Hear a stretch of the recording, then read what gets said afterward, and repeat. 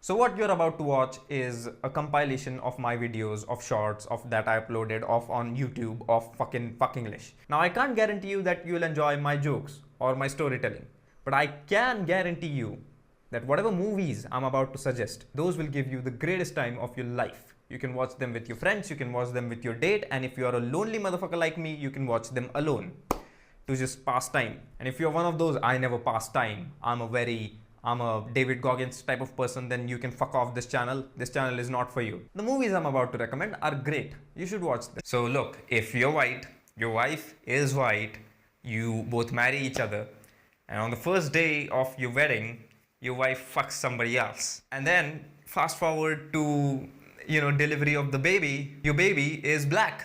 It's not white.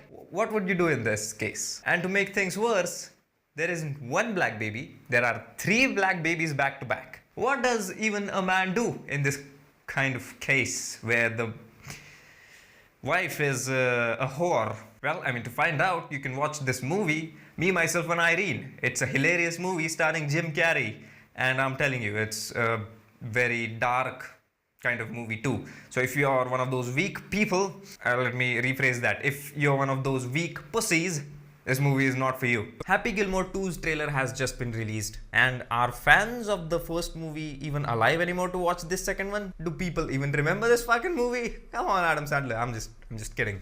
I'm a huge Adam Sandler fan and I've watched all of his movies and I'm really excited to watch Happy Gilmore 2. But Happy Gilmore was an old ass movie. And I still have a doubt about whether the fans of the first movie are alive anymore or not. Or they're really old and they don't know how to operate Netflix, so they're not gonna watch the movie anyways. Let's talk about Paul.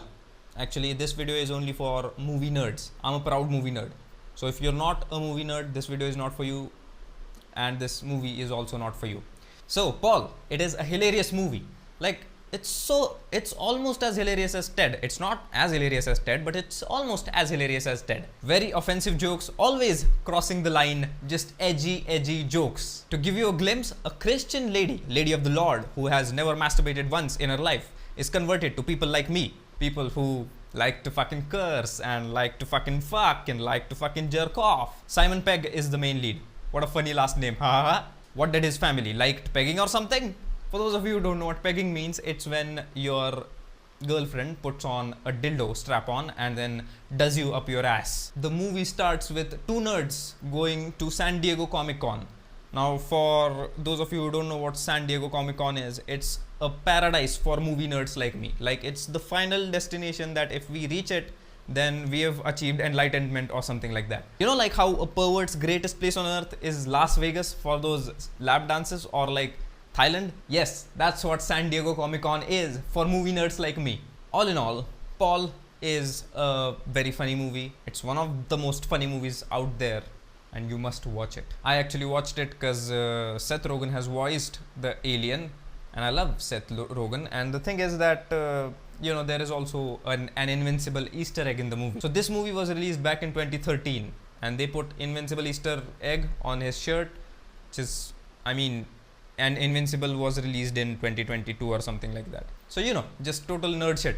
The Bubbles is not that bad. Oh, hear me out. The Bubbles is not that bad, okay? It's not as if it's unfunny throughout. There are some hilarious scenes in the movie. It's not as if you'll be holding your stomach laughing. But more like, this kind of laughing throughout the movie. You laugh out of respect. Like how you're laughing out of respect on this video. Like, this is the same reaction what you must be having while watching this video. What? You're not even laughing that much? Well, come on my face then. What the fuck? Let's just forget I did that. If you love Judd Apatow and all the actors that I'm going to mention now, you see Pedro Pascal, Nebula, Veer Das, my favorite stand-up comedian, Keegan-Michael Key, Dick a Flick, Cabbage Flap. This was a reference to Zach Galifianakis' Between Two Ferns movie. I know you're not smart enough to understand the reference, so I just served it to you. Then if you love John Cena or Maria Bocachoda or however the hell her last name is pronounced, what I mean to say is you might watch this movie out of love for these actors. It's a bad movie, yeah, sure.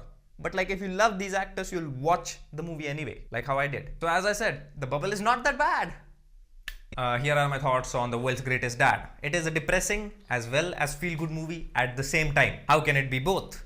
It can't, but it is.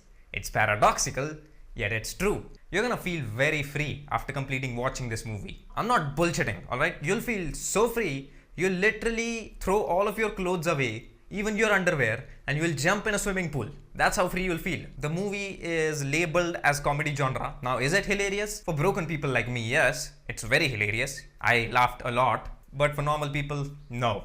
If you're one of those people who cannot hear the word fuck, this movie is not for you. This movie gets very dark at times. Very dark. So this movie is only suitable for people who have a dark sense of humor. 1,000 Words is a wholesome, funny movie to watch with your family. Meaning that this is favorite movie of Vin Diesel. I just watched it because I love Eddie Murphy. The story of the movie is that Eddie Murphy's character cannot speak more than 1,000 words. If he does, he will get killed. How good would that be for the women on the world? Men only able to speak 1,000 words. They will rule the fucking world, people. Kamala would be the president of the United Countries of America, and Trump would lose. Elon Musk would still be under the dark spell of Amber Heard, and those gruesome things would never happen to Johnny Depp. Now that I think about it, if Johnny was not to suffer, then yeah, it doesn't seem so bad. Men only able to speak 1,000 words or they die doesn't seem so bad anymore. Anyways, 1,000 Words starring Eddie Murphy is a funny movie, and you gotta watch it.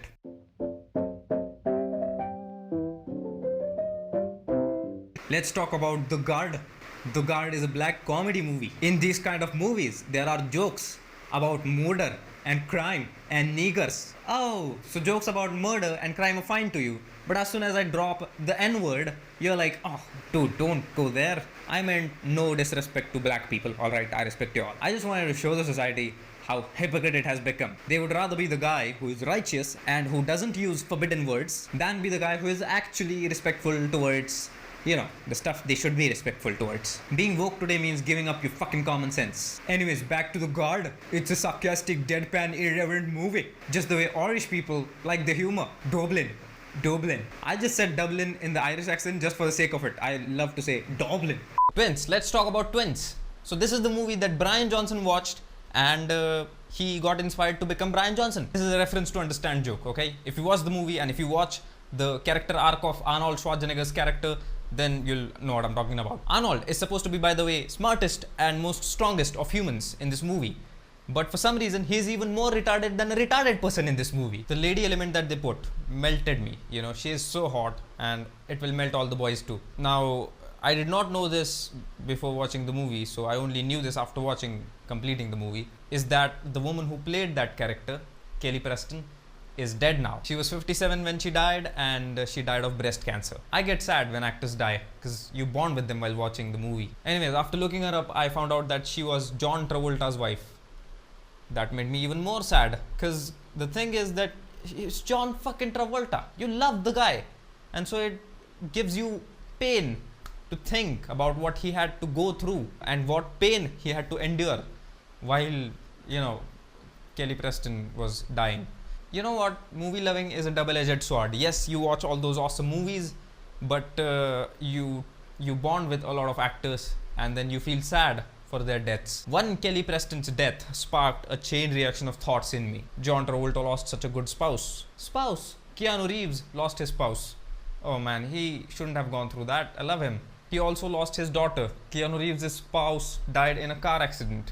Paul Walker died in a car accident. This is what happens. I witnessed one Hollywood death, and then I tragically remember every single Hollywood death that I know of. Matthew Perry, Norm Macdonald, Richard Pryor and his painful last years with multiple sclerosis, George Carlin, Robin Williams, Chadwick Boseman. I remember every single one of them deaths. I chant them deaths in my mind, like how Arya Stark used to chant those names of men she had to kill throughout Game of Thrones. Then I remember cases which are not even dead. Fucking Bruce Willis comes to my mind. He is suffering dementia right now. Then Chris Hemsworth. He is about to suffer dementia, Alzheimer's or whatever. This is what happens inside me. Okay, that's why even one Hollywood death disturbs me. I was supposed to laugh while watching Twins. Okay, that's why I played the movie. But it ended up making me even more sad than I was initially before watching the movie. Look, I know how to do comedy best. So this video goes out to those deaths, to those people who entertained us, to those people who made us love them. This video goes out to them. This is a tribute to all the actors that I mentioned. Thank you. And I'm not saying thank you to you, audience. I'm saying thank you to those who have